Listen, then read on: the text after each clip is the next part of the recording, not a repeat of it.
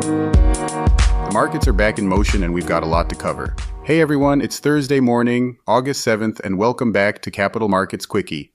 I'm your host, Endrit Sella, here to break down yesterday's market action in just 2 minutes. Quick note before we begin, today's episode is brought to you by AMF Capital. For smart investment solutions and high-quality funds, head over to amf-capital.de. If you enjoy the podcast, please rate it wherever you're listening and make sure to subscribe if you haven't done so already. All right, let's get to it. So, stocks pushed higher on Wednesday as investors chewed through another wave of earnings. And yeah, President Trump's latest tariff threats definitely kept everyone on edge.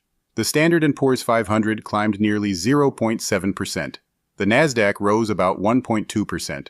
And the Dow ticked up just a bit, around 0.2%. The real buzz? Apple.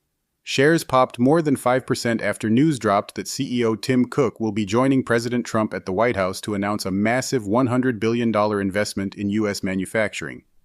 That's on top of the $500 billion Apple already pledged over the next 4 years. Clearly, avoiding tariffs has its incentives. Now over to Disney. Strong results from its theme parks and streaming helped beat expectations, but the stock slipped thanks to a steep drop in its old-school TV business. Disney also announced it's buying more media assets from the NFL. Big moves. On the downside, AMD, Supermicro, and Snap all took hits after lackluster earnings. Meanwhile, McDonald's bounced back after turning around a U.S. sales slump. Uber also pulled up strong. Revenues jumped 18% to $12.7 billion, and net income surged 33% to $1.35 billion.